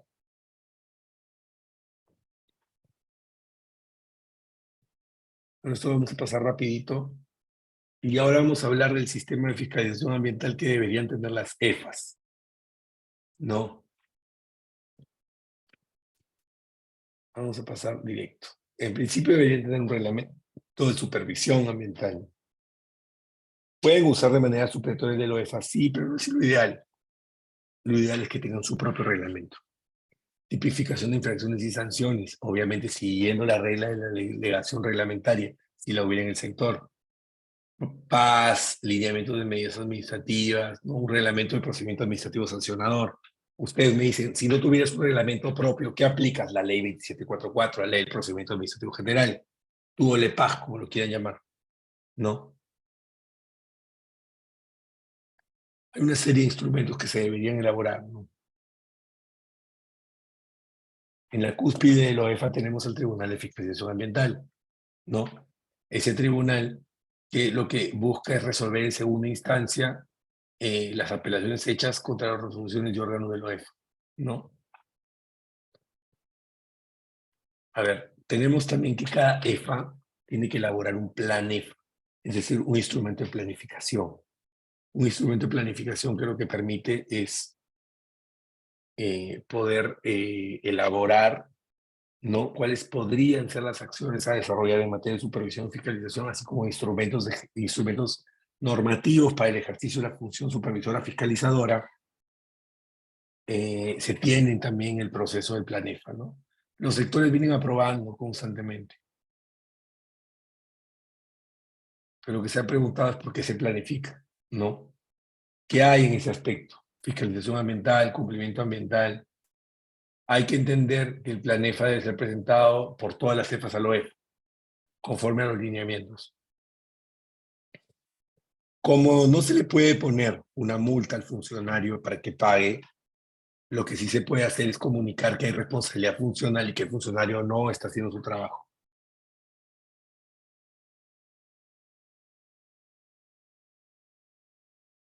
Hay que entender también que este proceso de elaboración del Planefa se realiza en coordinación con el OEF, ¿no? Y lo que busca es que sea aprobado a más tardar el 15 de marzo del año anterior. Entonces, con bastante anticipación. Ya estamos terminando, pero hay que entender una cosa importante, ¿no?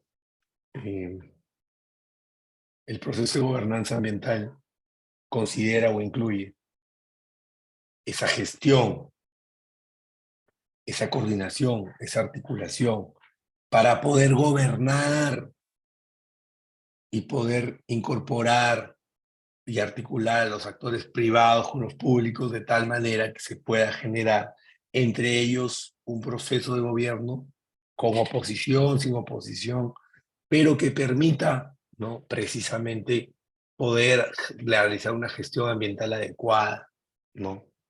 Entonces hay que entender un poco ese proceso de que la gobernanza ambiental tiene no solamente como uno de los componentes al Estado y la responsabilidad del Estado, sino es una responsabilidad de todos, porque lo que busca es no el ejercicio de poder del Estado, sino lo que busca es el trabajo conjunto entre el Estado y el sector privado, precisamente para generar una especie de gobierno común, ¿no? Bueno, con eso estoy dando ya por finalizada la exposición dentro del tiempo, y agradecerle a Nida por la invitación, ¿no? Adelante. Muchas gracias, Humberto, por la ponencia. Bueno, hay una pregunta que es mayormente en relación, dice, mediante la propuesta que busca cambiar 12 artículos de la actual ley forestal para incentivar la extracción maderera y actividades agroindustriales en la Amazonía, esta propuesta también plantea retirar al Ministerio del Ambiente de la aprobación de zonificaciones forestales y otorgar esta competencia al Ministerio de Desarrollo Agrario basado en expedientes elaborados por los gobiernos regionales. ¿Cree usted que este proyecto vulnerará las competencias que tiene el MINAM frente a las zonificaciones forestales, afectando su gobernabilidad? Gracias. Sí, definitivamente. Creo que el rol del Ministerio del Ambiente con referencia al Ministerio de Desarrollo Agrario y Riego es totalmente diferente, ¿no? El MINAN es el sector ambiental transectorial a todos a los demás sectores, que lo que tiene que precisamente es priorizar la protección del ambiente. El Ministerio de Desarrollo Agrario y Riego tiene una actividad económica como es la agricultura y el riego, que precisamente van a buscar desarrollar su actividad, pero no es que esté en primer lugar el ambiente en su política, en su temática. No tienen que ejecutar la política nacional del ambiente. Yo creo que es una amenaza perenne y constante, por supuesto. ¿Por qué? Porque de modificar la ley forestal y de permitir, por ejemplo, que hayan estas afectaciones a la clasificación de tierras por su capacidad de uso mayor, que es uno de los cambios que se quiere hacer, en términos sencillos, lo que quieren hacer en esta propuesta es decir, actualmente la ley forestal que dice, en tierras donde se ha demostrado que hay o que ha existido bosque, no se puede desarrollar actividad agraria. Lo que quieren hacer es modificar esos artículos de la ley forestal y permitir que esa área, esa tierra donde antes hubo bosque, pueda ser, a partir de alguna medida de manejo, modificada para actividad agraria.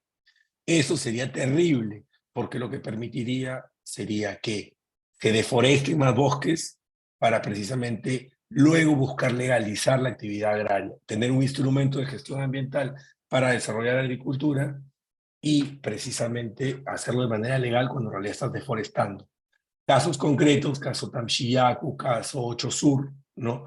La excepción un poco es Palmas de Shanushi, que es en el caso del BCP, donde sí tiene instrumento de gestión ambiental, ¿no? Pero esta es una de las modificaciones, ¿no? Eliminar el tema de clasificador de usos, el también quitarle la zonificación al MINAN, a la Dirección General de Ordenamiento Territorial, es contrario, al contrario, deberíamos impulsar que la ley de ordenamiento territorial finalmente salga, y creo que la zonificación que está desarrollando también el Ministerio de Desarrollo Agrario y Riego tiene otro objetivo, que no puede ser retirado del MINAN, ¿no? Gracias. Muchas gracias, estimado. Eh, ok, Julio Zúñiga, tienes la palabra. Muchas gracias. Primero agradecerle, doctor, buenas noches, por su ponencia, muy excelente. Lo que quería consultarle era sobre respecto a la supervisión ambiental, el reglamento. Quisiera saber si hay alguna debilidad o tal vez un prejuicio, no sé, jurídico que podría tener una EFA al no tener un reglamento de supervisión ambiental, teniendo en cuenta que la EFA ha hecho un diagnóstico y varias EFAs locales en las que más valen esto. Incluso lo que llama también la atención es que la ANA, siendo un ente rector de su sistema en recursos hídricos, tampoco no tiene reglamento. Entonces, ¿qué debilidades o tal vez un prejuicio que podría ir contra la entidad se podría tener? Sí, a ver, el no tener un reglamento no significa que no puedas ejercer la función de supervisión fiscalización, ya en principio. Pero sí tiene desventajas. ¿Por qué tiene desventajas? Porque los sectores no son iguales, porque las EFAs no son iguales a la OEFA. El OEFA tiene una serie de profesionales, tiene múltiples profesionales, las EFAs tienen poquitos supervisores. Además, la particularidad de cada sector debe ser recogido en un reglamento propio. Otra cosa importante también es que tener un reglamento no solamente, o sea, no solamente te permite saber cuáles son los pasos a seguir, sino tener una uniformidad para poder garantizar que la acción supervisora es uniforme y no darle herramientas al supervisado para que pueda impugnar alguna acción, ¿no? Entonces, es súper importante poder tenerlo. Ahora, no solo basta tenerlo, hay que tener uno adecuado y bueno. Por ejemplo, las municipalidades tienen tipificaciones de infracciones y sanciones, ¿no? Por ejemplo, aquí nomás en Lima, Ventanilla, Santa Rosa, tienen, por ejemplo, un tipo infractor, dice, contaminación al mar, a la playa o al río.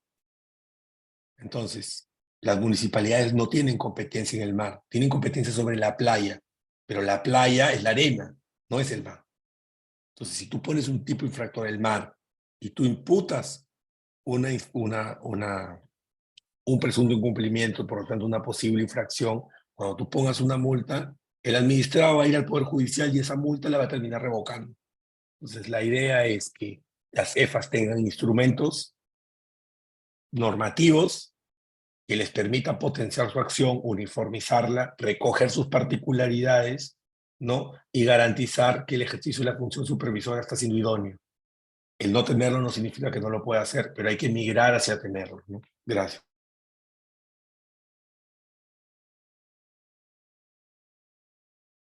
Quedando claro Es- y quedando clara la respuesta y no viendo otra. Ok, ¿qué empeño tienes el uso de la palabra? Sí, ¿qué tal? Buenas noches. Doctor, una consulta. ¿Cuáles son los argumentos o la descripción por los cuales yo podría considerar un proyecto como una declaración de impacto ambiental? Ya, perfecto. Primero, por el tipo de impactos, tendrían que ser no significativos. Entonces, ¿qué es lo que sucede? Es que tu proyecto es un proyecto con características comunes o similares que se encuentra dentro de una clasificación anticipada, tú ya sabes qué tipo de instrumento te va a tocar. Sin embargo, si tu proyecto o el sector no tiene clasificación anticipada o tu proyecto es totalmente diferente a alguno de los que está ahí y tú tienes la duda de cuál requieres, presentas una EVAP, que es una evaluación ambiental preliminar, para que lo clasifique. ¿Qué es lo que va a tener en cuenta el evaluador? A ver, en general no es que hay una fórmula única, pero hay algunos criterios que van a ser determinantes. Si tu proyecto es desarrollado dentro de un área natural protegida o una zona de amortiguamiento, evidentemente muy difícil que sea día. Podría ser, pero muy difícil. ¿No? Si tienes un cuerpo de agua, estás afectando un cuerpo de agua, muy difícil que sea una día. ¿No? Entonces, va a depender un poco de la clasificación de los impactos que identifique el titular para presentarlo, pero también que identifique el evaluador o que reformule a través de los levantamientos de requerimientos de información o informes de observaciones para que precisamente pueda haber dentro de una evaluación, hay diferentes tipos de metodología, ¿no? Que se usan para poder identificar cuál es el tipo de impacto que hay. Dependiendo del tipo de impacto general del proyecto, vas a determinar si es una guía detallada o un semidetallado, ¿no?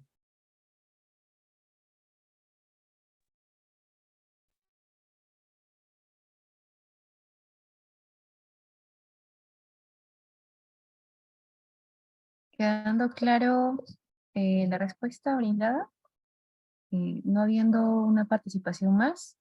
Disculpe, tengo una consulta. Ok, prosiga, por favor. Muchas gracias. Doctor, buenas noches. Bueno, mi consulta va orientada más al principio de indivisibilidad que había comentado al inicio de la clase. En el ejemplo en el que tengamos un proyecto del sector comunicaciones y que específicamente sea para la instalación de una infraestructura de telecomunicaciones, pero para esto se requiera el tendido de electrificación.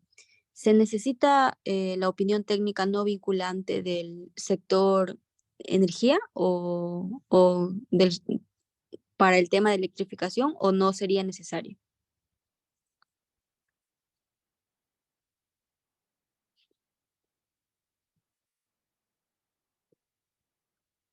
Hola. Uy, perdón, está con el micrófono apagado. Lo que decía es, ¿la actividad principal cuál es? ¿El tendido de energía eléctrica es como única actividad?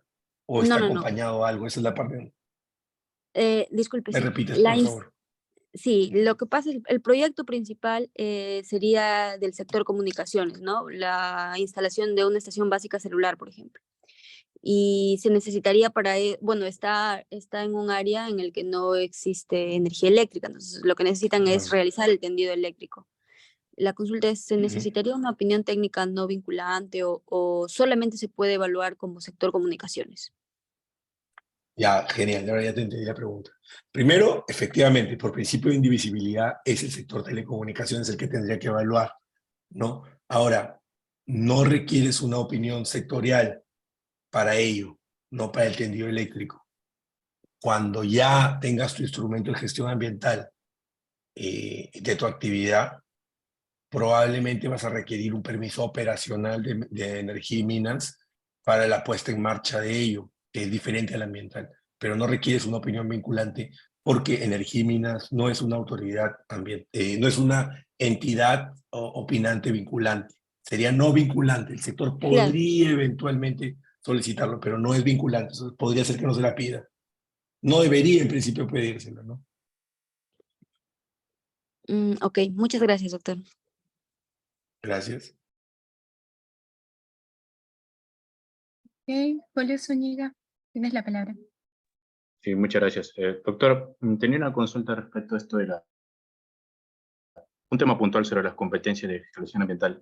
¿Qué competencia tendría, o bueno, qué entidad sería la competente para los proyectos de remediación de pasivos ambientales mineros que no tengan un instrumento de gestión ambiental, o sea, el plan de cierre de PAM? ¿Qué entidad sería la competente? ¿UEFA o sería una entidad del sector? Ya, a ver, aquí hay dos cosas importantes, ¿ah? Si tú quieres, o sea, si tú eres un titular que le interesa aprovechar un pasivo ambiental minero, primero, sectorialmente es energía y mina. y el que te tendría que aprobar el plan es Energiminas Ambientales, que sería la Dirección General de Ambientales Mineros, ¿ya? Ojo, para el pasivo ambiental minero. Pero eso es, tendrías que tener un instrumento para ello, sí. ¿Qué instrumento? Cuando tú tienes un pasivo ambiental minero y lo quieres, lo que buscas evidentemente es extraer el oro o el mineral que queda, eso se llama un proceso de beneficio, que es uno de los tipos de actividad que se desarrolla en minería. Entonces sí requieres un instrumento de gestión ambiental. ¿Qué es lo que pasa usualmente? No es que tú construyas una planta de beneficio al costado del pasivo ambiental minero, lo que haces es lo transportas, lo llevas a tu planta de beneficio y en tu planta de beneficio lo procesas. Tu planta de beneficio tiene que tener instrumento, por supuesto. Eso es en el caso de que hay un titular que esté interesado en aprovechar el pasivo ambiental minero. Ojo, otro caso sería que haya un pasivo ambiental minero que haya sido dejado ahí por un titular X y nadie lo quiere reconocer y alguien lo tiene que remediar. ¿Y quién es el que identifica los pasivos ambientales? Es el Ministerio de Energía y Minas en su inventario. ¿Y quién tendría que supervisar y fiscalizar quién dejó ese pasivo? El OEF. ¿Qué pasa si no se identifica quién fue? ¿Quién lo remedia?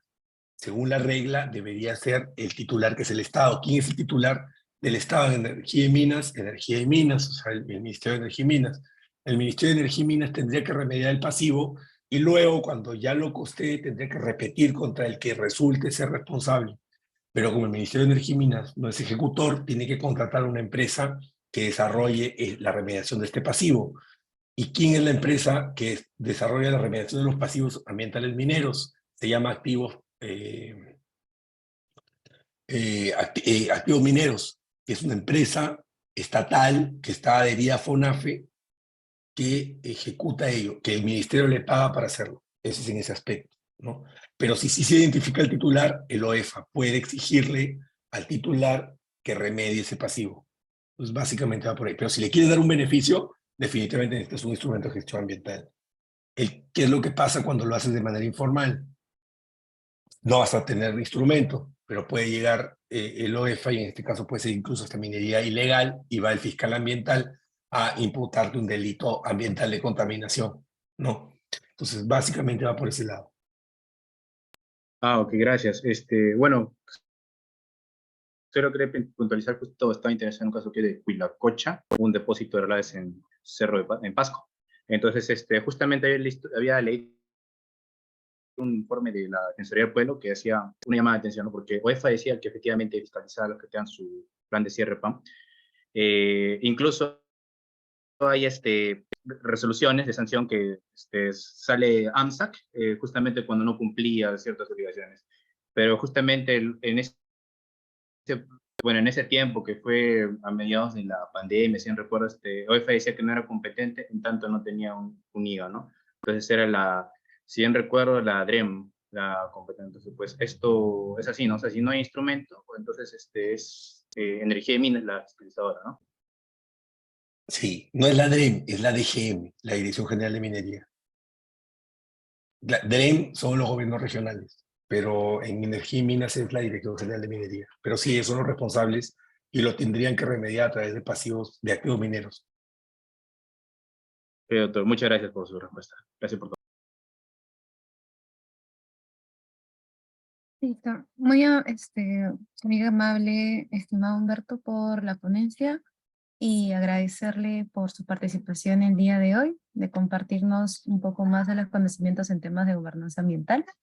Desde todo el equipo de NIDA, Vilayer y el Ilustre Colegio de Abogados, les tendemos nuestra gratitud y esperamos contar con su participación en otra posible ponencia. Gracias. Bueno, continuando y ya finalizando la sesión del día de hoy, agradecemos a todos los participantes por su participación el día de hoy. Queda claro que el día de mañana se estará realizando otro nuevo módulo y esperamos contar con su presencia el día de mañana. Muchas gracias, que tengan todos buenas noches.